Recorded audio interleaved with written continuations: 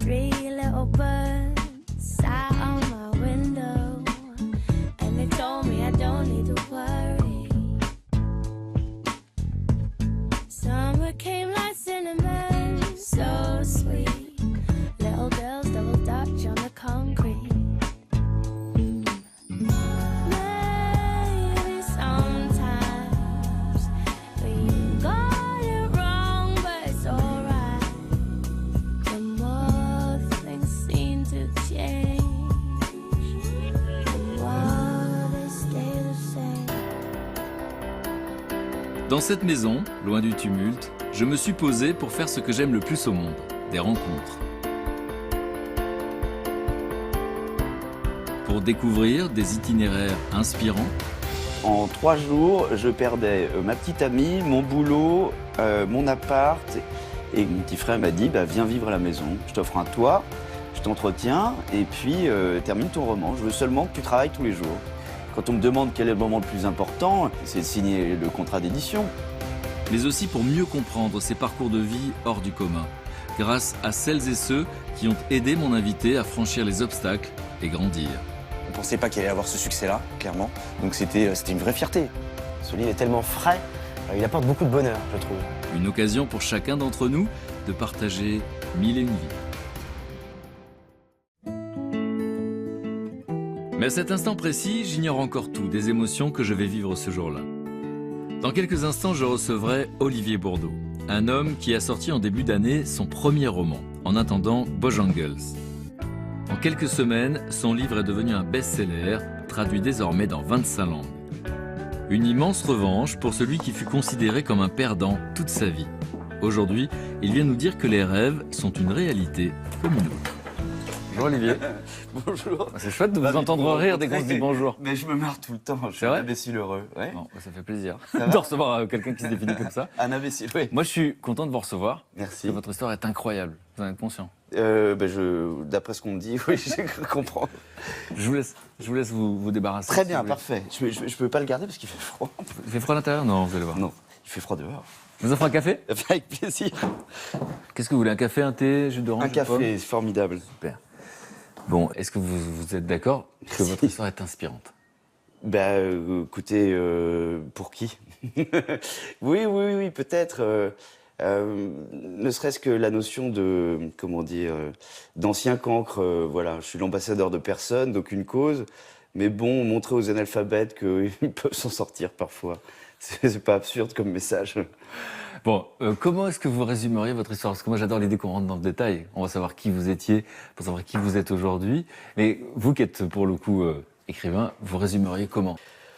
En gros, c'est quelqu'un qui cumule des échecs pendant 35 ans, qui sautille joyeusement, parce qu'il y a une indifférence dans... j'ai accepté la notion d'échec, je trouvais ça... j'avais fini par l'intégrer. Et Autour de vous, il y avait des gens qui étaient inquiets? Oui, beaucoup. Oui, à juste titre, je peux pas leur en vouloir. Si j'avais eu quelqu'un comme moi, j'aurais été exaspéré plus d'une fois, oui. Mais à un moment donné, il y a quelqu'un qui va croire en vous. Et Un éditeur, oui, voilà. Ça se limite à un coup de téléphone, le changement d'une vie. C'est signé en bas d'un contrat d'édition et tout d'un coup, tout change. Donc ce garçon qui était cancre à l'école, qui va redoubler 3 fois, aujourd'hui est l'auteur d'un roman qui a eu beaucoup de prix. Oui, 5 prix, donc récompensés, Oui. qui est un best-seller, qui est traduit dans 22 langues, dans 32 pays. 22 traductions pour 36 pays. C'est un truc de fou. Mais je comprends que vous. Je m'en pète, vous aussi. J'ai du mal à suivre, donc. D'accord. Et sans doute une adaptation au théâtre, une adaptation au cinéma. Voilà, sans doute. On passe d'être concrétisé. Ça donne du tournis. Oui.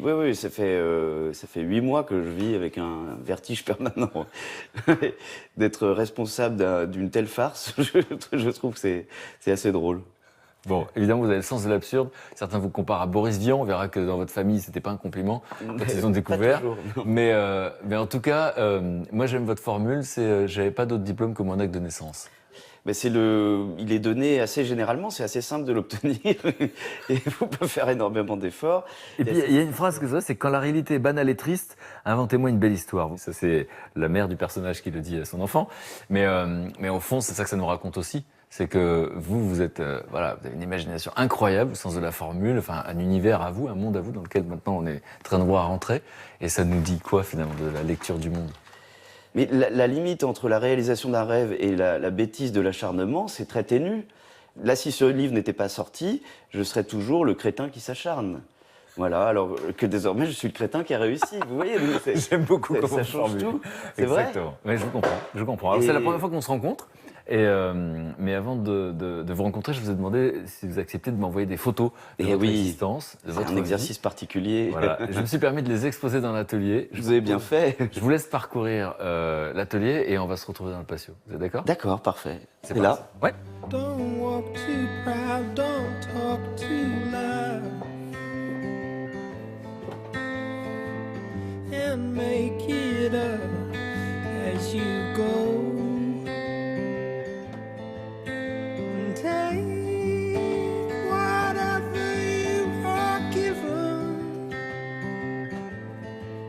And leave what you think you know at the door.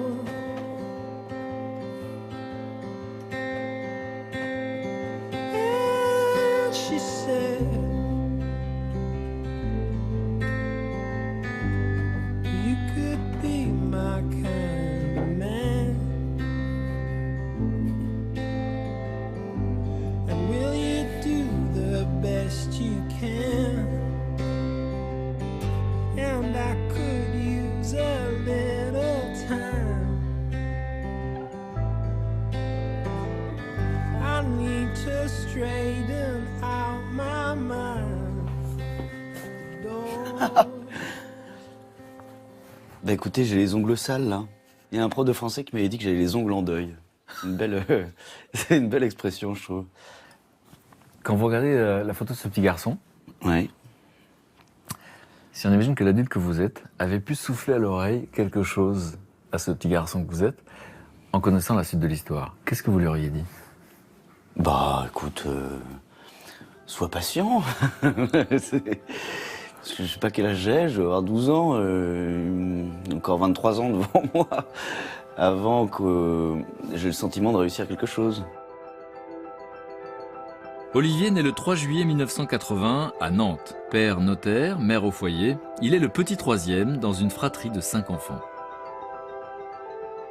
Je suis placé au milieu. C'est une chance incroyable puisque j'ai eu un grand frère, une grande sœur pour s'occuper de moi et paradoxalement j'ai eu un petit frère, une petite sœur pour s'occuper de moi aussi. C'est-à-dire que finalement ce petit garçon est assez égoïste, tout le monde s'occupe de lui et je me suis pas occupé de grand monde pendant ce temps-là. Quelle personnalité ce petit garçon? Rêveur? Rêveur, oui, et puis en décalage parce que déjà donc j'étais gaucher, ce qui est pas un avantage. Dyslexique et j'avais des problèmes d'audition, donc je n'entendais rien. Et à l'école, j'étais parfaitement largué. Et du coup, je faisais tout à l'envers. Et souvent, j'essayais de bien faire, je faisais mal, mais j'étais considéré comme un réfractaire. C'est-à-dire qu'ils prenaient ça pour une volonté de ne pas faire, sauf que j'essayais de le faire et je n'y arrivais pas, tout simplement. Les professeurs, les maîtres d'école, c'était quoi leur attitude face à ça? Non, mais globalement, enfin, ils ne comprenaient pas, et ils disaient que j'étais paresseux. Enfin, non plus, je suis pas un cas unique, ça arrive à plein de gens. Et il y a des phrases dont on se souvient? Il y en a une que j'ai eue dernièrement, parce qu'il y a une ancienne prof d'anglais qui est venue voir, mais j'étais un peu plus âgé, qui a pris la parole, parce que je parlais devant un amphithéâtre, c'est impressionnant, et elle a pris la parole. Et elle a dit, en conseil de classe, on disait que Olivier était très beau, mais un peu crétin. Voilà. Donc c'est en 6e que vous décidez que l'école est terminée pour vous? Ouais, c'est en 6e. Et alors, il y a vraiment un moment, en cours de sciences naturelles, il y avait un cours sur la reproduction des oursins avec des gamètes mâles et des gamètes femelles. C'était d'un ennui total. Et je me suis dit, il est hors de question que je passe encore du temps à apprendre des choses qui ne m'intéressent pas. Voilà, je suis très curieux, nature, mais j'ai des curiosités sélectives et je suis un peu obsessionnel, mais je refuse de rentrer dans ma tête des choses qui ne m'intéressent pas. Ça va se traduire comment dans les actes en fait? C'est-à-dire qu'à partir de ce moment-là, je me moque de ce qui se passe. Je me moque des notes, je me moque des conseils de discipline. J'avais plus besoin de courir à la sortie de l'école pour dissimuler mon bulletin avant les vacances, ce qui m'est arrivé. Vous affichez de l'indifférence ou vraiment au fond de vous, vous êtes indifférent? Indifférent, parfaitement indifférent. L'autorité à l'école ne m'intéressait plus, n'avait pas d'impact. La seule autorité qui existait, c'était celle de mes parents. Alors vos parents justement, votre papa, vous disiez notaire, on a un cliché, on imagine strict. Comment lui va vivre la scolarité de ses enfants et la vôtre justement? Bien, il était peiné et déçu. Il a dû se dire, cet enfant a un potentiel et il n'en fait rien. Donc il allait de déception en déception. Donc ça a été rugueux parfois entre nous pendant un certain nombre d'années. Rugueux, ça veut dire que vous n'aviez pas le droit de sortir jusqu'à l'âge de 18 ans? C'est une formule ça ou c'est vrai? Non, c'était systématique et les conditions pour que je sorte étaient si drastiques et que je n'arrivais jamais à les remplir. Donc finalement, tous mes espoirs étaient déçus pendant toutes ces années-là. Mais c'est désormais, je réalise, c'est un service qui m'a rendu. Puisque rester des week-ends entiers chez soi à lire dans son lit, puisque nous n'avions pas de télé, donc je ne regardais pas la télé, c'était la plus grande chance de ma vie, d'être bloqué avec des livres. Mais vous êtes à ce moment-là dans la soumission ou vous êtes rebelle pendant ces années-là? Bah écoutez, je suis parfaitement rebelle, oui. C'est débile, mais nous habitions au 3e étage et j'étais obligé de faire le mur par le biais de la gouttière où je risquais ma vie pour aller boire des bières, fumer des pets. Vous voyez, c'est un peu absurde. Qu'est-ce qui était le plus difficile, finalement, avec le recul? D'accéder à la liberté. Ça, c'était très long. À l'adolescence, Olivier voit ses amis progresser tandis que lui stagne et redouble. Son parcours est semé d'humiliations et à 16 ans, il est orienté vers une filière professionnelle. Sa scolarité est un échec. Pour faire un résumé, j'étais dans le privé et puis mon niveau et mon insolence m'ont envoyé dans des établissements d'un standing moindre. Et par conséquent, quand je suis arrivé en 6e, on m'a expliqué que la seconde générale, c'était la voie royale et qu'il fallait tout faire pour éviter d'aller dans un BEP. Et puis, au fil des redoublements et du changement d'établissement, parce que j'étais renvoyé souvent, j'ai fini par arriver en 3e dans un établissement où on nous a dit « la seconde générale, vous ne la ferez pas, vous irez immédiatement en BEP parce que c'est la seule voie qui va. » Et donc, j'étais déjà extrêmement démotivé, mais là, j'étais encore plus démotivé. Donc là, on vous rejette, on vous dit non, c'est pas pour toi. Oui, voilà, c'est pas pour moi. Et donc, à la fin de l'année, forcément, n'ayant pas montré beaucoup de capacité pour atteindre la seconde générale, j'ai été en BEP. J'ai choisi par hasard, vraiment au pif, le BEP Vente Action Marchande. D'accord. On vous apprend quoi? On m'apprend à répondre au téléphone, ce qui est quelque chose que j'avais déjà appris quelques années auparavant. Enfin, c'est quelque chose on m'apprend aussi à serrer la main. Et donc là, à l'absurde, il y avait un sentiment de est-ce qu'on me prend vraiment pour un crétin, quoi. Je dis, Vous arrêtez? bah, Vous arrêtez, on vous vire? non, mais j'étais renvoyé, on m'a demandé de changer d'orientation. Donc tout ça réuni, je n'ai pas eu envie de recommencer. Puis le hasard a fait que le jour de mon renvoi, mon grand frère qui était en fac de droit m'a rapporté un petit fascicule avec marqué capacité en droit. Et la première page disait qu'il y avait 6 mois de cours par an et 2 heures de cours par jour. Et ça me semblait un programme absolument fascinant. Donc j'ai convaincu mes parents que j'étais fait pour une voie d'avocat, etc. Et donc j'ai dû être assez convaincant parce qu'ils m'ont inscrit. Et donc j'ai pu glander, c'est le cas, pendant une première année que j'ai redoublé et une deuxième année que j'ai redoublé également. D'accord. Votre père s'en aperçoit? Que je glande, ah oui, ça c'est incontestable, vous ne pouvez pas y échapper. Je passais mes journées à lire dans ma chambre, donc voilà. Mais Il réagit comment? bah, non, il était obsédé par le travail, sans cesse, matin, midi et soir, 15 fois par jour. Il me disait, mais qu'est-ce que tu fais? Tu travailles, tu vas travailler. Quand est-ce que tu as travaillé? Quand est-ce que tu vas travailler? Aujourd'hui, tu travailles, et demain... Et donc, plus on me le répétait, moi j'avais envie de le faire. Donc voilà, il y avait une sorte de refus de travailler. Donc là? Et donc là, bah écoutez, j'ai été congédié de chez moi, voilà. Juste titre, hein, je pense que n'importe qui aurait foutu un enfant pareil à la porte. Qu'est-ce que vous vous dites à ce moment-là? Bah paradoxalement, c'est la liberté. C'est-à-dire quand on vous ouvre la porte, vous dites ça y est, je suis libre. Et donc j'ai erré à droite à gauche. Ça veut dire quoi? Vous dormez où? À droite à gauche, c'est des amis, on commençait à squatter. Et à l'époque, mes amis étaient étudiants, par conséquent, je faisais pas tâche. C'est 10 ans après que vous faites tâche, quand les gens ont une vie rangée et que vous continuez à squatter à droite à gauche. Après des mois de galère, le père d'Olivier lui tend la main. C'est la réconciliation. Olivier s'excuse et veut trouver le moyen de s'en sortir. Son père lui trouve une place dans l'immobilier. Là, tout d'un coup, on me trouve un rôle. Je trouvais ça plutôt sympa de visiter des beaux endroits. C'était incroyable. Qu'est-ce qui vous plaît là-dedans? Mais non, mais déjà, je portais un costume. Ça paraît débile, mais sur le coup, on passe d'un cancre, d'un type qui échoue, et pour moi, le costume symbolisait la réussite. Et c'était le costume de votre père, physiquement? Oui, c'était... Alors, Là, il y a des symboles. c'était un costume beaucoup trop grand pour moi, figurativement, et puis à proprement parler. Et comme je me sentais pas du tout à ma place, j'avais toujours les mains moites et tout ça, etc. J'avais des pellicules, c'était pathétique, quoi. Je paradais littéralement avec ce costume, sauf que j'avais l'air d'un con, quoi. Mais à ce moment-là, il paraît que vous voulez devenir Donald Trump. C'est que vous y croyez pendant un instant. Oui, Donald Trump, avant Oui. sa période électorale. Oui, Ouais. c'est ça. Dans la période de réussite. Non, mais oui, voilà, exactement. Je me suis dit, bon, ça y est, j'ai le costume, j'ai les clés, et là, c'est au propre comme au figuré. Et puis je me suis dit, je me disais, je vais faire fortune, parce qu'à chaque fois que je commence quelque chose, même si ça solde par un échec, j'ai toujours l'impression que je vais atteindre le... Je suis un perdant mégalomane, quoi. J'ai toujours l'impression que je vais dépasser tout le monde, ce qui n'est jamais le cas, quoi. Et cette autodérision, vous l'avez depuis le succès ou vous l'aviez déjà à l'époque? Ce sont les échecs qui ont fabriqué l'autodérision. Soit on fait pleurnicher les gens en racontant ses malheurs, soit on les fait rire. J'ai aucunement l'intention de faire larmoyer les gens, je trouve ça désagréable. Donc transformer les drames en farce, voilà, c'est une sorte de défense, en quelque sorte. Avec ce travail, Olivier poursuit un rêve qui n'est pas le sien. L'immobilier ne sera que le premier échec d'une longue série.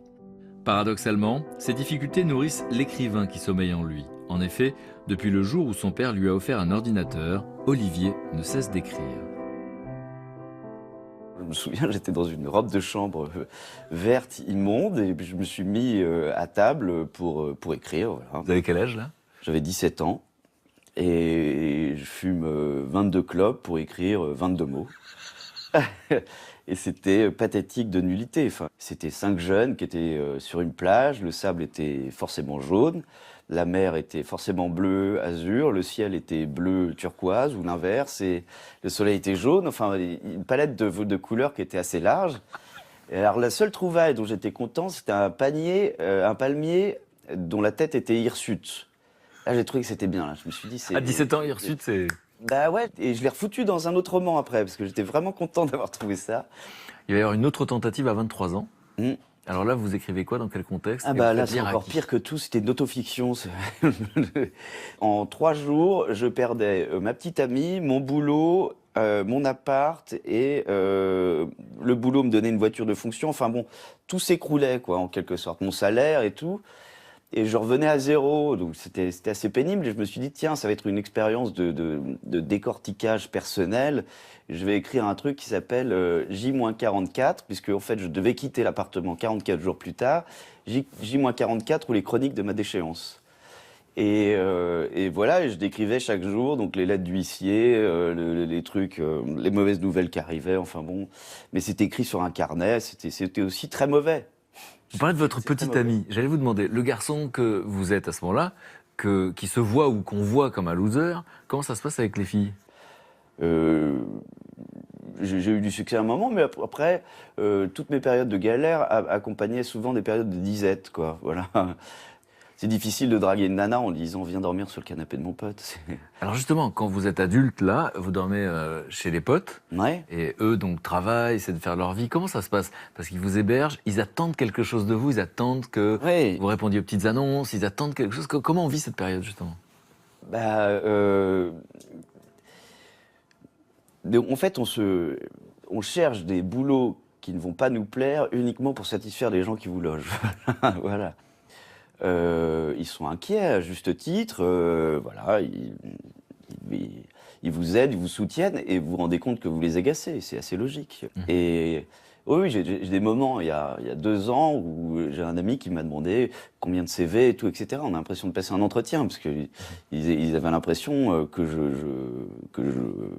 je n'avançais pas, quoi. Et dans les moments où on sociabilise, dans les soirées, quand les gens disent « Toi, tu fais quoi dans la vie ?» Qu'est-ce qu'on répond dans ces périodes-là?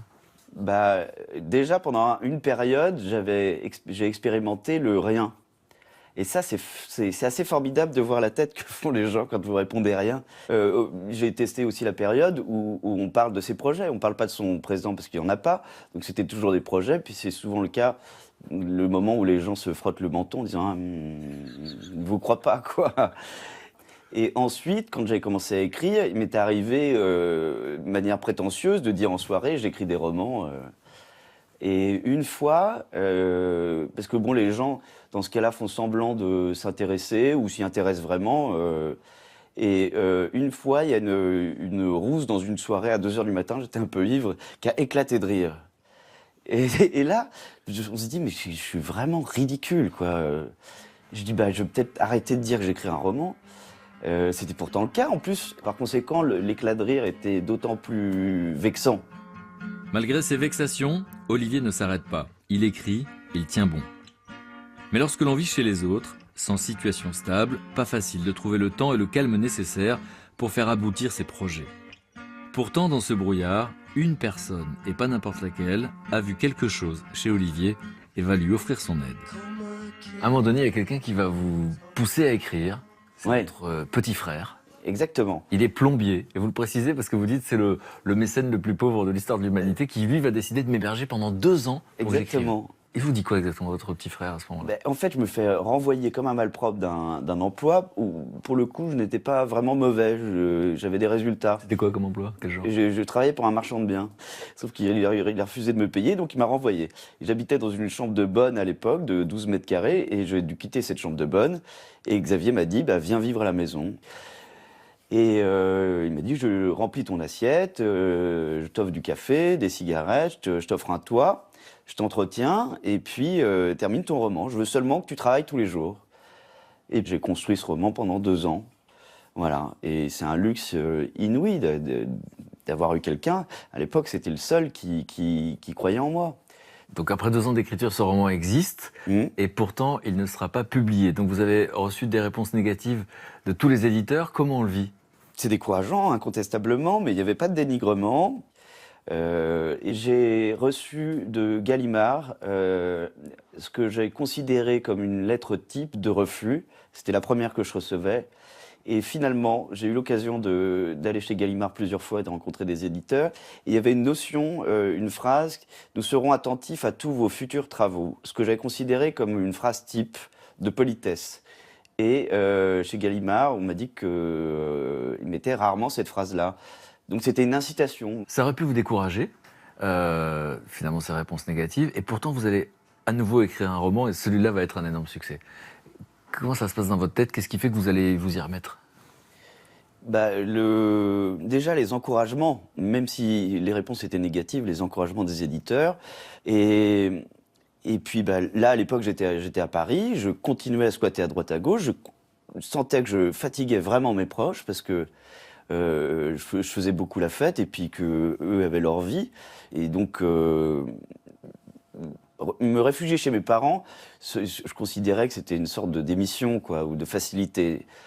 Néanmoins, je savais que je pouvais écrire là-bas, qu'il y avait un petit appartement qui était disponible pour moi. Là, vous avez 34 ans, c'est ça? Oui. Donc, c'est qu'à cet âge-là, vous dites « je vais retourner chez mes parents ». C'est même symboliquement compliqué à dire cette phrase. Oui, c'est vrai. Et puis c'était l'hiver. Enfin, tout était très pénible à Paris. Ça me sortait par les yeux. Je commençais à me fatiguer moi-même. C'est pas très bon signe dans ces cas-là. Février 2014, Olivier est au bord de l'abandon. Une voix intérieure le guide alors et il part s'isoler en Espagne, chez ses parents, pour écrire encore et encore. J'ai vu l'influence que pouvait avoir 2 heures de vol sur un être humain. C'est-à-dire que je quitte Paris à 3 ou 4 degrés, et 2 heures après, il faisait 17, 18 degrés. En Espagne. En Espagne, je me sentais léger, quoi. C'est en 2 heures. Et le lendemain matin, je me mets à ma table de travail. Je ne l'avais pas dit à mes parents, parce que dans ma vie, j'ai tellement annoncé de choses que je ne faisais pas ou que je ne menais pas à bout, que cette fois-ci, je me suis dit, je vais attendre de leur en parler lorsque j'aurai déjà un peu de papier noirci. Et je me lève et je commence à écrire ce roman. Et ça marchait très très vite. Il y a une sorte d'euphorie. Et en fait, j'ai écrit 5, 6, 7 heures par jour pendant 7 semaines. Et voilà. Et alors, le titre, en attendant, Bojangles, on dit comment? Bojangles. Bojangles, c'est une chanson de Nina Simone. C'est quoi Ouais. l'explication? Il y a des chansons qui accompagnent votre état d'esprit. Vous vous levez le matin, vous êtes mélancolique ou triste, vous écoutez cette musique, ça entretient votre mélancolie. Néanmoins, si vous êtes de bonne humeur, ça ne vous plombe pas, ça entretient votre bonne humeur. Enfin, vous pouvez l'écouter dans tous les cas de figure. En tout cas, c'est ce que ça m'a fait à moi. Bon, on va écouter un tout petit morceau, Bien voir sûr. ce que ça va nous faire là tout de suite. Évidemment, symboliquement I knew aujourd'hui. a man, Bojangles, and he danced for you. Worn out shoes. Loin de son quotidien, entre les heures intenses d'écriture et de longues promenades en montagne, Olivier vit des instants de grâce. Oh, soft shoes. Son roman achevé, il se sent libre, léger et décide d'abord de l'envoyer à ses proches.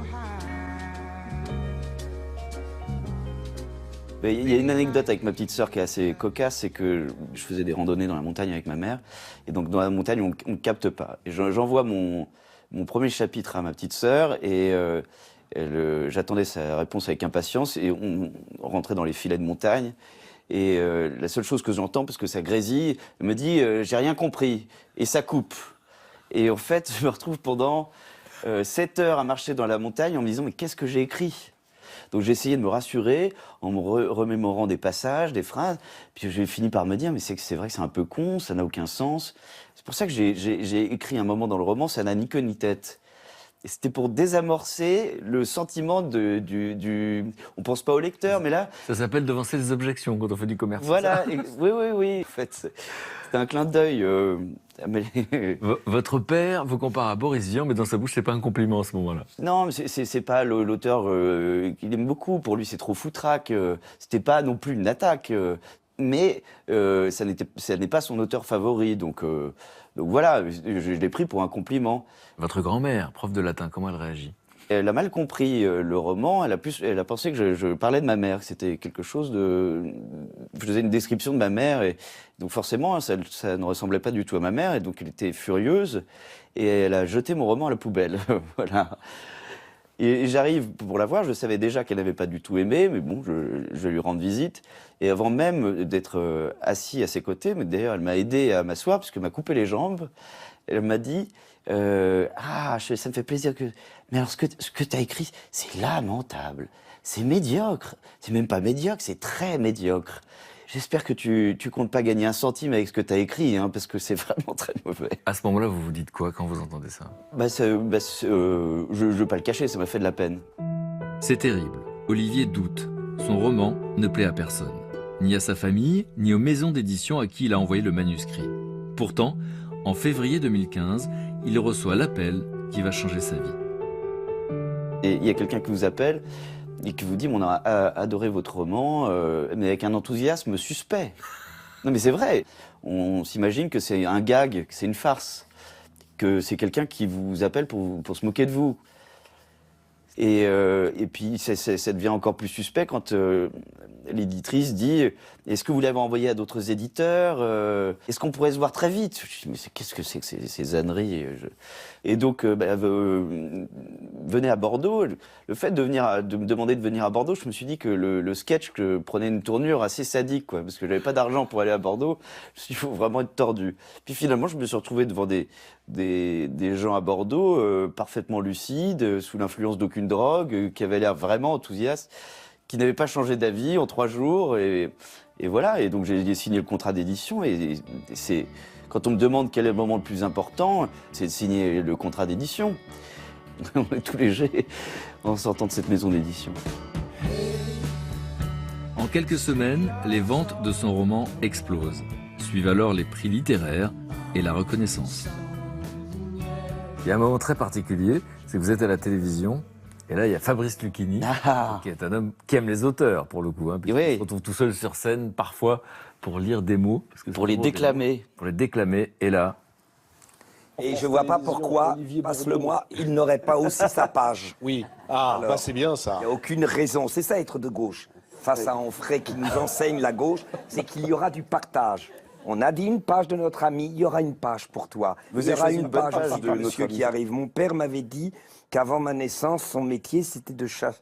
Mon père m'avait dit qu'avant ma naissance, son métier c'était de chasser les mouches avec un harpon. Il m'avait montré le harpon et une mouche écrasée. J'ai arrêté car c'était très difficile et très mal payé, m'avait-il affirmé, en rangeant son ancien matériel de travail dans un coffret laqué. Maintenant, j'ouvre des garages. Il faut beaucoup travailler, mais c'est bien payé. À la rentrée des classes, lorsqu'aux premières heures, on fait les présentations, j'avais parlé, non sans fierté, de ces métiers, mais je m'étais fait gentiment gourmander et copieusement moquer. La vérité est mal payée pour une fois qu'elle était drôle comme un mensonge, avais-je déploré. En réalité, mon père était un homme de loi. Qu'est-ce que vous vous dites à ce moment-là? Je suis extrêmement flatté, mais les 2 seules fois où je suis intervenu pour lui répondre, il a commencé par me dire t'es plutôt beau ou je sais pas quoi, et je lui ai dit j'espère que je suis pas pour ça. Il dit mais on écrit avec le corps. J'avais rien à répondre à ça. J'étais persuadé qu'on me filmait et je me suis retrouvé avec une tête de crétin. Il est redoutable. La vie va vous offrir 2 émotions très fortes en même temps, puisqu'il y a à la fois ce succès colossal dont vous rêviez, et dont tous les écrivains sur Terre rêvent, Ben oui. et à la fois vous allez accompagner votre père Bah écoutez, dans la maladie. Oui, il était malade avant que j'apprenne que mon livre allait sortir, et son agonie a accompagné mon succès, le début du succès. En quelque sorte, son enterrement a conclu mon envol. C'est paradoxal, nous avons pris l'un et l'autre de directions opposées. J'ai pris la direction des airs et lui sous terre. Et bah oui, il y a... Cet homme qui s'était autant inquiété pour vous, il a connu votre succès? Ouais, ça c'est une grande satisfaction. C'était très important pour lui, pour moi, c'était vraiment bien. Nous avons vécu des moments très intenses. Je pense notamment au jour où j'ai appris, avant que le livre ne paraisse en France, il a été acheté dans quelques pays à l'étranger, et par conséquent, c'était le symbole qu'il y avait quelque chose qui se passait avec ce roman. Voilà. Et quand je suis allé lui annoncer ça, il était bouleversé. Il a toujours considéré que j'avais des qualités, il y croyait, il le manifestait de manière parfois particulière, mais là, voilà, en quelque sorte, il se disait « j'avais raison ». Et je suis heureux de lui avoir donné raison avant qu'il disparaisse. Après, c'est très contradictoire. Et il faut apprendre à sourire alors qu'on n'a pas envie de le faire. Ouais, c'était particulier. Et puis, comme j'avais un agenda, la seule raison pour laquelle c'est mal tombé, c'est que auparavant j'avais beaucoup de temps et j'aurais pu passer tout ce temps-là auprès de lui. Et là, je n'avais plus le temps. Je faisais des allers-retours de 48 heures en Espagne pour aller me rendre à son chevet. Mais on a vécu des moments merveilleux. Qu'est-ce qu'elle nous dit, votre histoire? Oui, mais là, on tombe tout le temps dans le slogan, quoi. Alors, c'est dire aux gens acharnez-vous, n'abandonnez pas. C'est aussi un peu mensonger parce que moi, j'ai eu une chance inouïe. C'est que ça s'est transformé.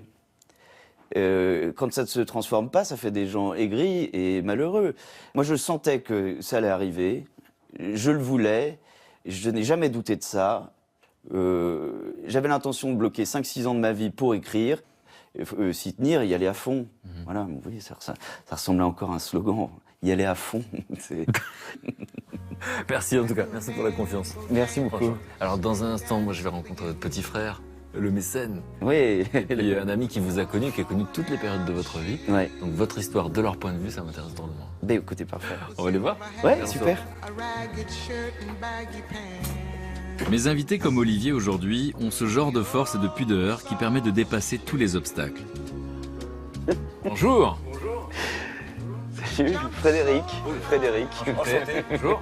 Bonjour Olivier, enchanté. Bonjour Xavier. Enchanté, bienvenue. On passe au salon. Très bien, je propose de monsieur. Avec ses proches, je vais tenter de mieux comprendre comment on peut surmonter les épreuves de la vie. Olivier, Xavier, Frédéric, installez-vous, bienvenue. N'hésitez pas à vous servir à boire. D'accord. Il y a du thé, Très du bien. café, du jus de pomme, jus d'orange, une infusion au gingembre citronnelle. Ah. Citronnelle. Ça vous dit? Ah, ça me dit bien, oui. Ah, je savais. Oui. Pas parce que Ouais, je suis un Frédéric aussi. on a un point commun, Voilà, c'est qu'on aime exactement. la Je citronnelle. vais goûter la Merci citronnelle beaucoup. aussi, avec plaisir. Merci. Alors, ça c'est le petit frère. Oui. Enfin, je dis ça. Lui, c'est le petit frère. Oui. Mais qui s'est comporté comme un grand frère pendant des années. Ouais. Déjà, il est grand, plus grand par la taille, et puis Pas très compliqué. c'est pas très compliqué. Et grand par la responsabilité. Il était responsable bien avant moi. Enfin, moi, je suis toujours irresponsable. Voilà, donc il a pris soin de moi comme l'aurait fait un grand frère. Donc, votre histoire, évidemment, aujourd'hui, il y a un dénouement magnifique, puisque ce gamin qui se voyait comme un cancre, ou qu'on regardait qui comme un l'était. cancre, et qui était un cancre, Il était réellement, et qui oui. était décevant pour ses parents. En tout cas, ils étaient inquiets pour son avenir, comme tous les parents du monde. Et puis, voilà, et des amis qui l'hébergeaient sur des canapés. Il a connu votre canapé? Ouais, je l'ai connu Ah à oui, plusieurs reprises. il est très bien connu. Même hier soir, il a dormi sur mon canapé. Il ne peut pas perdre cette Je vais habitude. lui offrir ce canapé, au final, il l'adore. Voilà, mais en tout cas, voilà. Et il parle d'une sorte d'errance, effectivement, dans la vie professionnelle, dans la vie tout court. Dans la vie tout court, Il ouais. cherche sa place, quoi. Voilà, il cherche sa place. Et aujourd'hui, il est célébré, ça le fait beaucoup rire. Et puis, c'est vrai que c'est un magnifique roman. Je ne sais pas ce qu'on peut dire qui n'a pas encore été dit. Vous allez me dire comment vous l'avez vu et lu. Oui. Et tous ceux qui le lisent sont enchantés. Il y a quelque chose de grisant, d'euphorique. Et il dit que c'est parce qu'il l'a écrit à un moment particulier de sa vie. Qui est traduit dans combien de langues, rappelez-moi? 22 langues et distribuées dans 36 pays. Bah, rien que vous entendez, Xavier, c'est un truc bizarre. Hein. 22 langues, 36 Il a pays. sa Voilà. part de responsabilité. Ouais, j'entends. Et ça, c'est fort, et sans doute une adaptation au théâtre et au cinéma. Donc voilà, ce qu'on dit est incroyable, et ce sont deux extrêmes. Donc, Xavier, Oui. l'enfant que vous étiez, avec quelle conscience du frère qu'il avait? Bah, je pense que quand on est plus jeune, on s'en rend pas forcément compte. Parce qu'on n'a pas, voilà, on n'a pas le regard de l'adulte par rapport à ce qu'on a vécu et ce qu'on a fait. Mais c'est vrai que Olivier a toujours été un peu en marge de tout ça. Et on a des... Je dis qu'il est un écrivain. Tu sais, je fais exprès de le dire comme ça paraît presque normal. C'est-à-dire qu'un écrivain, c'est normal qu'il ait son monde intérieur, qu'il ne soit pas forcément connecté au réel. Donc ça paraît naturel. Non, Mais à ce non. moment-là, c'est pris pour quoi, du coup, cette désinvolture, ce côté décalé? Bah, je pense qu'il y a beaucoup de gens qui ne l'ont pas compris. Hein, on l'a vécu toute notre vie. Voilà, les gens ne comprenaient pas pourquoi Olivier ne faisait pas les efforts nécessaires pour s'intégrer justement dans la société actuelle, c'est-à-dire de rentrer dans les clous, exactement. Il se moquait peu de ses résultats et de ce qu'on pouvait penser de lui par rapport à ce qu'il faisait et par rapport à son comportement. Et Chose particulière, c'est que vous êtes plus jeune que lui, oui. mais comme il redouble, vous allez vous retrouver dans la même classe? Ah oui, c'est vrai. Une fois. Exactement. Nous sommes retrouvés, c'était en 3e. Olivier venait de se faire gentiment remercier de l'établissement dans lequel il était. Moi de même. Et donc nous sommes retrouvés en fait dans la même classe, mais pas toute l'année. On avait en fait les cours d'espagnol qu'on partageait. D'accord. Voilà. Mais vous avez justement quelle sensation, quel souvenir et justement la Bah, à relation l'époque, qu'il avait je pense avec les enseignants? À l'époque, moi, j'étais déjà très content de retrouver mon frère. On avait été séparés pendant quelques années parce que lui était en pensionnat et moi dans une autre école. Et donc de se retrouver, à partager tous ces moments, aller en cours ensemble, c'était très sympathique. Et c'est assez spécial parce que. Est-ce que c'est de quoi de le voir dormir en cours d'espagnol? Oui, exactement, oui. Oui, les cours d'espagnol, Olivier ne s'y intéressait peu. Et oui, effectivement, les cours d'espagnol où il passait beaucoup de temps à dormir, allongé sur la table. On voyait des bouts de gomme. Même durant les contrôles, je me Pour que je souviens me réveille. du professeur d'espagnol qui était Allongé. un peu dubitative du fait que Olivier ne réponde pas aux questions et ne fasse pas l'effort d'essayer d'avoir une note. Mais ça passait pour de la désinvolture, il donnait l'impression Oui. de n'avoir rien à Pour le- faire. D'ailleurs, les oursins, c'est à quel âge? C'était en quelle classe? C'était la première 6e. C'est ça, donc c'est dès le départ, vous dites, vous lâchez prise, de toute façon vous êtes à votre maximum et on attend toujours À plus. quoi bon ouais, À quoi bon? voilà. Et à la maison, encore une fois, il décrit un papa qui est un papa et qui est strict dans le sens où il a une ambition pour ses enfants. Oui. Et là, il y a un gamin dont il comprend pas pourquoi c'est tout le temps compliqué. Vous vous rappelez de cette pression que lui peut avoir à ce moment-là? Oui, je m'en souviens beaucoup. Oui, je m'en souviens. Ouais. Bah, oui, comme ça se passait mal, effectivement, c'est lui qui a eu le plus de problèmes avec notre père. Quel souvenir, Mais quel souvenir des repas difficiles. Parce qu'en fait, il mettait mes heures de colle dans mon assiette. Donc, Oui, à chaque l'époque. fois que j'arrivais. Disons qu'à l'époque, le oui, midi- effectivement, beaucoup de courriers aussi dans l'assiette, Ouais, voilà. le midi. Je me souviens d'une époque où Olivier, oui, effectivement, courait à la maison quand ses bulletins de salaire arrivaient. Bulletin de salaire Bulletin de... Ça s'appelle à la Non, parce que j'en ai pas Non, eu il y a pas eu de beaucoup de salaire. Il n'y en a pas eu énormément. Cool, un Non, bulletin non, de mais salaire. effectivement, Non, non, non. Je me souviens d'une époque, oui, effectivement, oui, quand ces bulletins de classe arrivaient, oui, il courait à la maison pour essayer de les intercepter avant que mon père ne rentre, pour pouvoir les brûler ou les jeter à la poubelle assez rapidement pour qu'ils ne soient pas dans l'assiette et que, voilà. Dans l'assiette, c'est spécial, il y a une symbolique terrible. Ah bah, Dur à oui, oui. digérer pour tout le Courir monde. contre le postier, ouais. Courir contre le postier, Une effectivement. petite anecdote, c'est qu'une fois, le bulletin arrivait avant les vacances et que je l'ai rentré dans la doublure de mon blouson en me disant que je le remettrais le dernier jour. Mais quand je l'ai sorti de la doublure de mon blouson, il était complètement écorné et donc je l'ai reposté comme ça, comme un crétin, parce que je n'avais pas le choix. Et là, ma mère me dit, mais tu te moques de qui?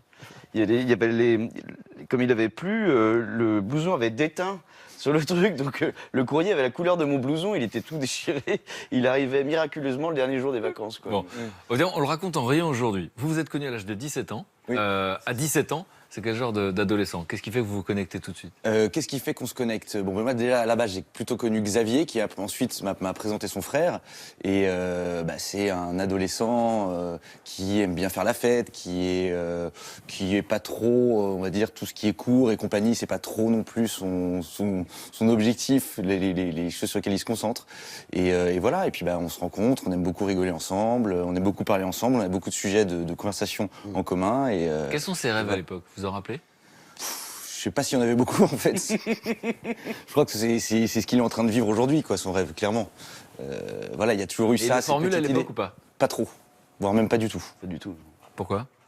Enfin, quand vous êtes dans le dernier peloton de la classe, vous ne vous imaginez pas un destin de prix Nobel ou voilà. Donc du coup, plus mes résultats étaient médiocres, plus mes ambitions étaient exacerbées. Donc il y avait quelque chose il y a une dyslexie dans l'intention et sa réalisation. Donc non, Donc même avec les copains, vous le formulez pas? non. Non, et puis en plus, j'ai une grande chance, c'est que j'ai des amis très moqueurs. Par conséquent, je pense que si je l'avais énoncé très vite, mais je l'ai énoncé à 23 ans. Et là, oui, ça fait beaucoup rire. Mais même moi, je me marrais, parce que c'était un peu ridicule de le présenter comme ça. C'est-à-dire les copains se marraient quand vous avez dit je vais être publié dans 35 pays? Ça nous aurait fait marrer, Ouais. quoi. Mais si je leur ai annoncé ça, ils m'auraient menacé d'internement, quoi. Donc il fallait pas dévoiler ses rêves, sinon, vu l'image que vous aviez, c'était pas crédible. Oui, les objectifs, quels qu'ils soient, on les garde au début pour soi. Et puis c'est quand on avance dans la réalisation qu'on les énonce. Mais sinon... Vous, le papa, vous le connaissiez de l'extérieur? Vous aviez quelle image? Moi, je le connaissais assez peu. En fait, j'ai surtout connu ces dernières années en Espagne une image très stricte. Voilà, je raconte ça, mais j'avais à l'époque un bandeau dans les cheveux. Bon, c'était pas très glorieux, mais il refusait de me serrer la main. Ah bah ça dit tout. Voilà. C'était un beatnik. C'était terrible. C'était un Oui, marginal ça dit avec tout. un bandeau dans les cheveux. Ah bah oui. Le portrait que vous pourriez faire, c'est quoi? De mon père, très strict, très droit et qui avait une très grande exigence et qu'il voulait effectivement qu'on reste dans les clous et que donc je pense que c'est l'image. Enfin, c'était pénible pour eux, hein. Pour mes frères et sœurs, c'était abominable. Parce Voilà, que on a l'aurais supporté tout ça pendant des années. Oui. Tout ça, ça veut dire les conflits entre... Ah, ouais, le conflit, ouais. oui. ouais, c'était... Et vous étiez épargné du coup, vous? Oui. Passé entre les On gouttes, a tous eu la même éducation, mais en termes de conflit avec notre père, effectivement, moi j'ai fait l'anguille. Voilà, je me suis servi des erreurs d'Olivier et j'ai évité de les reproduire. Disons que j'étais plus sage. Je crois savoir qu'il vous remercie dans toutes les interviews et ça vous fait bizarre en fait, à la limite. Il y a de l'émotion, mais il y a aussi... j'ai eu l'occasion de participer à une de ces séances où justement, la seule où il a pu me rendre hommage en direct. Et les gens m'ont applaudi et sont venus me voir. Conférence à Carnac. Voilà, une conférence à Carnac. Et les gens vous ont applaudi parce que et ça vous a fait Voilà, ils sont venus me voir après pour me remercier et me féliciter, alors que je ne suis pas responsable de sa qualité d'écriture et de ce qu'il a fait. Racontez-nous parce que là on va revenir sur cet acte très particulier, fraternel, au sens étymologique, où d'un coup, vous êtes le petit frère. Alors, il aime bien dire que vous êtes plombier, parce qu'évidemment, vous n'êtes pas un mécène, d'accord, comme des grands de ce monde, etc. Je suis donc. D'accord. Non, mais c'est ça qui est fort, c'est cette idée de dire, bah voilà, mon frère va décider de m'héberger pendant 2 ans pour écrire mon premier roman, qui ne sera pas publié. C'est ça qui est fort dans l'histoire. Hein. Celui-là, non. C'est que d'un seul coup, mais vous lui donnez une condition. Oui. Alors d'abord, pourquoi vous le faites? À quoi vous pensez quand vous dites ça? Et ensuite, quelles conditions vous lui donnez? Bah, à l'époque, moi j'étais encore salarié, j'avais un salaire tout à fait correct. Et Olivier voilà, est arrivé à la maison en difficulté financière, il avait des problèmes avec son ancien patron. Le fait d'écrire, c'est quelque chose qui lui tenait à cœur depuis pas mal de temps. Et écrire, c'est pas très rentable. Tout le monde Non, le sait, c'est pas hein, rentable du l'histoire de tout. l'humanité. Mais disons que voilà, à l'époque, j'étais très content aussi qu'il vienne passer du temps à la maison, mais pas pour ne rien faire. Voilà, je voulais pas le retrouver sur la plage, aller prendre des cafés toute la journée pendant que moi je travaillais. Et là, vous lui dites quoi? Vous lui dites? Et donc je lui dis, tu vas écrire, voilà, je vais te donner un ordinateur, je te préparerai ton café le matin, tu auras ton paquet de cigarettes, et puis écris, voilà. Et disons que je lui ai un peu mis la pression aussi, c'est-à-dire que j'attendais vraiment à... Donc le soir, vous rentrez, vous dites combien de pages aujourd'hui? C'était un peu ça, oui. Je rentrais le soir, il me faisait la lecture de ce qu'il avait pu écrire. Donc moi, j'ai lu le premier livre, j'ai vu les derniers chapitres avant les premiers, ce qu'il n'écrivait pas. Quoi? Non, c'est une blague. Il a voulu que j'arrête quand je l'ai lu. Il a commencé à lui lire, il a dit oulala, attends, je vais arrêter de piquer mon pognon pour toi. Et puis voilà, il a commencé à avoir son rythme, et puis il s'est mis à se lever plus tôt que moi le matin, parce qu'à l'époque je me levais déjà très tôt, donc je crois qu'il se levait vers 5h, 5h30. Donc du coup c'est lui qui préparait le café, puis ça tapait, et effectivement, voilà, on est passé de rien à quelques pages par jour, et puis il y a une fluidité, et puis même dans son écriture, voilà, on sentait qu'il y avait, voilà, il y a quelque chose qui était en train de naître.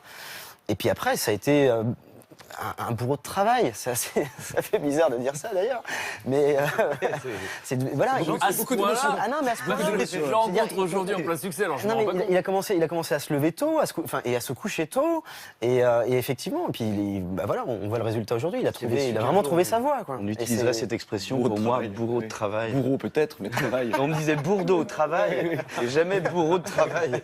Comment vous vivez, vous, j'aime bien dire le petit frère, qui donc lui offrait ça, cette possibilité, quand les maisons d'édition disent non, ça ne nous intéresse pas? Moi, ça m'a attristé. Après, comme je vous le dis, moi, je suis très... pour moi, quand quelque chose ne marche pas, faut passer à autre chose. C'est ce qui fait qu'il en a écrit un deuxième, et puis on voit le résultat. C'est-à-dire que le premier ne devait pas être si mauvais que ça. Bon, vous vous rappelez du moment où il vous annonce que les éditions Finitude veulent signer avec lui? C'est pas Sur un chantier. Non, moi, c'était pas le moment de l'édition Finitude. Le souvenir que j'ai eu, c'est surtout quand l'Allemagne a racheté, la maison d'édition allemande a racheté. Là, effectivement, j'étais sur un chantier. Et c'est là où vraiment, on a commencé à comprendre que ça allait marcher plus qu'on ne l'imaginait. Et mon téléphone a bloqué. C'est-à-dire que j'ai reçu un message d'Olivier qui m'annonçait la nouvelle. Et du coup, mon téléphone s'est bloqué. J'ai pas réussi à le rappeler. Il a fallu que je l'éteigne. Et je me suis dit, la nouvelle est tellement forte que même le téléphone n'a pas encaissé. Le téléphone bloque. Voilà, et j'ai cru vraiment à une blague au départ. Et non, oui, après, c'est vrai que toute la suite, ça a été tellement vite, c'est magique. C'est vraiment. magique. À chaque fois que j'ai une bonne nouvelle, et Dieu sait à quel point il y en a eu, la politesse et la gratitude font appeler Xavier immédiatement pour me c'est remercier. le premier bénéficiaire des bonnes nouvelles. Olivier me remercie, voilà, chaque appel, chaque fois qu'il y a eu quelque chose, Des choses. il me remerciait à chaque fois. Et c'est vrai que c'est bon.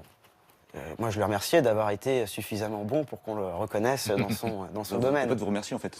On ne fait que ça. Mais c'est bien, ça rend heureux la gratitude, ça rend heureux. Et vous, Frédéric, vous vous rappelez du moment où il vous annonce, voilà, je vais signer, je vais être publié? Oui, je me souviens très bien. C'était donc février 2015.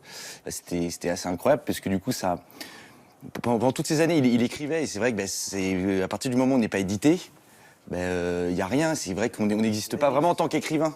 Et là, du coup, ça crédibilisait vraiment tout son travail. C'est 7 années d'écriture. Donc c'était une vraie fierté. On pensait pas qu'il allait avoir ce succès-là, clairement. Mais au moins, c'était une première pierre à l'édifice. C'est qu'au moins, maintenant, t'es écrivain, t'as un roman. Voilà. Parce que là, il va cumuler. C'est-à-dire que pendant tout ce temps-là, personne n'y croit, à part quelques-uns. C'est ça. Et puis, il signe. Les critiques sont dithyrambiques. C'est simple, Olivier cherchait les critiques négatives. Non, mais au début. Au début. Après, il y en a eu. Oui, après c'est passé, mais c'est vrai qu'au début, il y avait tellement, enfin, c'était tellement hallucinant. Tous les articles l'encensaient. Et Olivier était perturbé en disant mais c'est pas possible, il n'y a pas une critique négative. Donc je pense qu'il y a eu 2-3 petites choses, mais c'est vrai que c'est passé complètement inaperçu tellement ça. Qu'est-ce que vous ressentiez de voir que son talent était reconnu? Encore une fois, avant le succès. Beaucoup de fierté, évidemment. Voilà, quand c'est arrivé, effectivement, il y a un soulagement. C'est étrange d'entendre parler les gens de soi, devant soi. J'ai l'impression d'être un malade. Non, mais je vous assure, c'est très particulier. Il va bien, il est très gentil. Non, c'est vraiment Normalement, on parle de toi dans le dos. étrange. Ouais. J'ai l'impression d'être en conseil de discipline ou dans une salle de maladie. Et justement, je veux savoir, vous, quand vous lisez le roman pour la première fois, qu'est-ce que vous éprouvez? C'était super parce que effectivement, on ressort de l'histoire avec beaucoup de joie en soi et non, et encore une fois, non, j'étais très fier et oui, non, c'était super. Et vous, le livre en lui-même, l'histoire, Alors, le le livre. style, c'est avant que le monde entier s'en empare, Oui. vous, de manière intime, quand vous lisez ce livre, qu'est-ce que vous ressentez? Ben moi, c'est assez particulier parce que, alors, déjà, je suis le premier roman qui a jamais été édité. Moi, vraiment, j'ai adoré. Et j'étais assez surpris, en fait, de voir la qualité d'écriture d'Olivier, du style. Il trouve les mots. Il y a un vrai sens. C'est simple à lire. Les mal à l'arrête. Et il est beau. Faut venir à la télé pour C'est notre champ. Et La prochaine fois qu'on se voit, il y a t'es une gonflé caméra. parce que je te l'ai déjà dit. Oui, ivre mort. Et donc du coup, voilà, moi j'ai vraiment beaucoup aimé le premier roman qui n'a jamais été édité. Et après, donc en attendant Bojangles, j'ai retrouvé bien évidemment ce style, le côté poésie, je trouvais ça assez intéressant. Mais j'ai pas été non plus extrêmement conquis. Et parce que pour moi, il y a un côté où c'est peut-être un peu moins lui que son premier roman. Bon, on l'a dit, des critiques dithyrambiques, des ventes hallucinantes, Oui. parce que c'est ce qu'on appelle un best-seller en France. Et Oui, beaucoup oui. de gens rêvent d'être publiés, mais beaucoup de gens rêvent que leur livre marche. Oui, bien sûr. Hein, on rappelle que 5000 exemplaires, on est content. Là, on est à presque 250 000. C'est vertigineux. Je pense qu'il faudra du temps pour réaliser. Hein, bien c'est ce sûr. qu'on n'arrête pas de dire, Olivier. Mais qu'est-ce qui vous fait le plus plaisir là-dedans? Qu'est-ce qui vous impressionne le plus? Lequel de ces aspects vous êtes le plus J'ai pu content? rembourser mes dettes déjà. Bah, c'était une question. Voilà, déjà qu'il m'ait remboursé mes dettes. Déjà, ça a été le point. Voilà. Non, mais alors, c'était important pour vous, j'imagine. Ah ouais, bah pour tout le monde. Hein. Non, mais pour de vrai. C'est-à-dire, finalement, vous avez accepté de l'aide. Ah bah non, ça, mais c'était évidemment, chouette. ouais. Mais à un moment donné, je pense Il a bien que- rendu. Il m'en reste un peu à rembourser, mais sinon, oui. Ben, parce que autant une banque peut se passer de votre débit, enfin, elle peut vivre sans ça, certains de vos amis ne peuvent pas se passer de certaines dettes. Donc on sent que ça pèse sur leur vie. Et là, ça devient vraiment... ça devient pénible d'être responsable de l'embarras de quelqu'un, quoi. Voilà. Donc bon, ça a mis beaucoup de temps, mais c'est réglé. Ça nous arrive. Ouais. Non, mais c'est un vrai confort. C'est- Oui. Ouais, c'est- Donc de tout ça, tout ce qui s'est passé, qui dépasse l'entendement, qu'est-ce qui vous marque le plus dans tout ça finalement? Moi, c'est surtout la rapidité à laquelle c'est arrivé. Il y a un an, on apprenait que l'Allemagne, l'Espagne rachetaient les droits. Donc déjà, c'était hallucinant. Et après, là, depuis le 7 janvier, bah, c'est entre les émissions télé, les magazines, et puis les ventes qui décollent, et puis le théâtre. Enfin, c'est incroyable. C'est assez marrant parce que notre ami, donc, par définition, c'est la sphère privée et passe dans une sphère publique et qu'on ne maîtrise pas, qu'on ne connaît pas. Moi, c'était sur le Salon du Livre, quand tu as reçu le prix RTL. Les gens, enfin des gens comme Christophe Barbier ou Philippe Besson font la queue pour discuter avec mon pote qui a toujours dormi dans mon canapé. Enfin, C'est ce raccourci qui est sympa. je trouve. c'est un peu particulier, quoi. Bon. Ces gens font la queue pour dormir avec mon pote qui a toujours dormi dans mon canapé. Et vous, Xavier, justement, dans tout ça, qu'est-ce qui est le plus étrange? Avant, les gens venaient me voir pour le critiquer. Et, voilà. Et Demander de rembourser les dettes. c'est le comportement. Les critiques que vous entendiez, c'était quoi justement pour les mettre en perspective? L'incompréhension des gens par rapport à son rythme de vie et sa façon de voir les choses. Alors vous, Olivier, vous remarquez qu'on change de comportement autour de vous? Oui. Bah, un symbole, enfin une anecdote, c'est que auparavant, lorsque j'avais un chewing-gum dans la bouche, faisais 3 mètres pour le mettre dans une poubelle, et désormais, je le sors de ma bouche, il y a quelqu'un qui m'apporte une poubelle pour. Et non, mais les gens vous ouvrent la porte et tout ça, etc. Enfin, c'est assez troublant. Et du coup, je peux comprendre qu'à force d'avoir un travail mâché à longueur de journée, les gens s'y fassent. Et j'imagine que dans quelques temps, je me retrouverai avec mes épluchures de pommes de terre au milieu de la cuisine en attendant qu'une poubelle se pointe. Voilà, non, mais c'est assez troublant. C'est pas désagréable. Hein. Non, mais vous êtes passé du rejet à la célébration. Non, mais c'était La formule est pas mal. dans l'enfance, c'était ça. Ouais, mais oui, et, il faut s'accommoder de l'un et ne pas s'habituer à l'autre. Voilà. Oui, c'est la philosophie. Et alors, chose extraordinaire, là aussi c'est une ironie de l'existence, vous qui avez eu beaucoup de difficultés dans ce système scolaire, aujourd'hui, dans l'éducation nationale, il y a des professeurs qui demandent à leurs élèves d'étudier, regardez Xavier, d'étudier ce livre, qui effectivement est vu par beaucoup comme un chef-d'œuvre, mais en tout cas c'est vrai que c'est très réussi. Qu'est-ce que ça fait de savoir ça ? La première remarque que j'ai eue, c'est assez bizarre. Je me suis dit, c'est dommage, mon livre devient un objet de torture pour les enfants. Mais finalement, je n'ai aucun esprit de revanche, c'est un mot très moche. Mais je trouve que c'est un joli clin d'œil, quoi. C'est plutôt sympathique. Cet été, dans le sud du Portugal, il y a une jeune fille qui est venue me voir et mon livre était le travail d'été, les devoirs de vacances qu'elle avait. Et elle devait rendre un texte. Moi, a priori, comme elle m'a demandé un selfie, elle semblait contente de la contrainte qu'elle avait eue. Mais moi, j'étais moins content de faire un selfie en maillot de bain, mais enfin bon. Non, mais c'est assez étonnant. Et moi, je vais vous laisser un tout petit peu de temps entre vous. Je vais aller voir comment ça se passe au niveau de la cuisine, parce que mes camarades nous ont fait à déjeuner. Et au même titre que votre histoire donne de l'espoir, on passe du rejet à la célébration, mes camarades me mettent de bonne humeur parce qu'ils nous parlent de tout ce qui ne va pas dans la société. Tout ce qu'on entend aux actualités, les injustices, les inégalités, mais ils s'intéressent surtout aux solutions. Je vous laisse un petit peu entre vous, on se retrouve juste après. Positive. Ok, à tout de suite. Merci beaucoup. Vous avez quelque chose à boire? Tu enlèves les pépins, tu Mais je l'appelle pas. Non, je tu l'appelle l'appelles pas. D'accord, je fais Et le pépines juste la le pomme. juste le trognon quoi. Juste le trognon, oui. Fais attention à pas trop les froisser parce qu'après elles perdent toute leur saveur. Ouais, mais moi j'en mets plein et moi je suis D'accord. ravi. Regarde. Elles sont jolies. Elles sont pas mal. Essaye de soigner un petit peu mieux ton. Salut Fred. Ah. Parfaitement. Céline avec une pomme. Oui, avec une pomme. C'est comme ça. Avec une rainette. Un peu mieux Qu'est-ce qu'on épeautré mange quand même. Ah bon? Alors on mange des produits d'Île-de-France, exclusivement. Ça va, t'es content? Oui, très. Parfait. T'as pas fait trop honte? Ah non, ça va. On n'a pas trop balancé de dossier non plus. Si, en faire plein, mais non. En revanche, 2 fois, t'as dit le contraire de ce que tu voulais dire avec le stress. Oui. Toi, Mathieu, l'historien, tu vas nous expliquer dans l'histoire de l'humanité pourquoi on mange des trucs qui viennent de 1500 km. Moi je vais vous parler de l'essentiel, je vais vous parler de confiance. C'est vrai qu'on a un peu un problème de confiance en ce moment, un peu tout azimut, notamment dans l'assiette. C'est Pierre Rabhi qui nous dit c'est pas bon appétit qu'il faut dire en début de repas, c'est plutôt bonne chance. Donc je vais vous parler de confiance, une confiance qu'on a eue, qu'on a perdue et qu'on a retrouvée, notamment grâce justement au circuit court et à la consommation locale. Et donc on va parler de goût de vivre et de goût de vivre ensemble. Ah, Super, ça donne envie. Je demande à voir. À tout de suite. À tout à l'heure. Avec plaisir.